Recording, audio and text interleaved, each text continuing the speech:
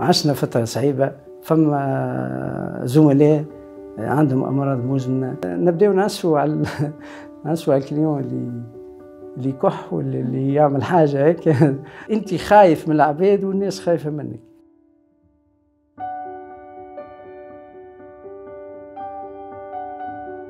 فتحي عباس، مدير مغازة مونوبري كارتاج درمج.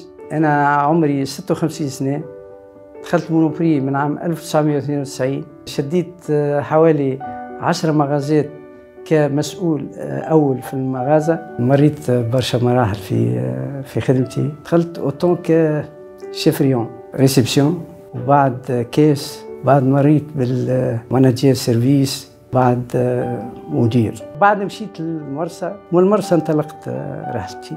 وقت الكوفيد أنا عديته في مغازة سكر السوير. عشنا فترة صعيبة. الكوديديان تاعنا ساعة ولا الوقت هو ولينا نخدموا سيونس يونيك. يفكر الخدامة اللي معاه، ويفكر ميم حتى في الكيلونات اللي يجيو يقصدوه. دونك يحاول ينقص معناها الضغط النفسي ويحيثهم تشجيعات. فما زملاء عندهم أمراض مزمنة، خفت عليهم واعطيناهم دي كونجي ميم لون تيرم، معناها حتى اللي فات الواحد. الحقيقة حابين نعاونوهم لو ماكسيموم. وزاد أنا كمسؤول أول في المغازة، يعني كنت مربوط بكليون، مربوط بعباد تجيك، مربوط بفورنيسورات، ما تعرفش منين باش تجيك العدوى. دونك هكا الواحد ياخذ احتياطاته، وخذينا احتياطاتنا. الحقيقة احنا من الجنود يلزمنا نعيشوا الكليون، خاطر الكليون كي ما يلقاش باش ياكل الشعب. دونك احنا فاتحين لهم معناها المغازات.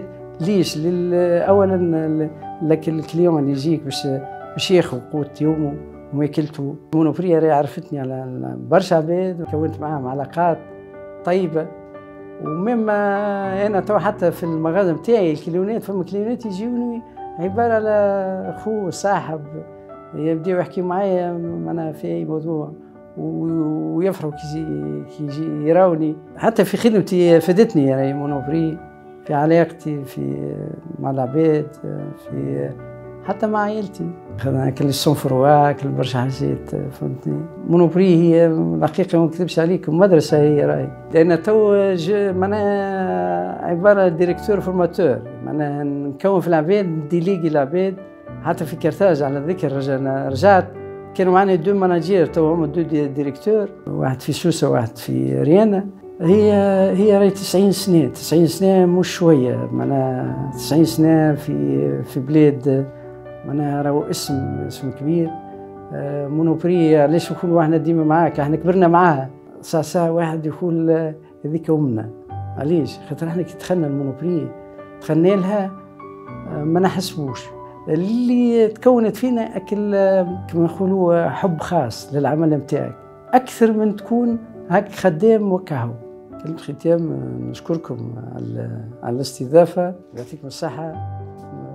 الكيب اللي تخدم ميرسي بيان، يعطيك الصحة، يرحم والديك، يعيش، يعطيك الصحة. يعني ميرسي، عايش، يعيش، يعطيكم الصحة.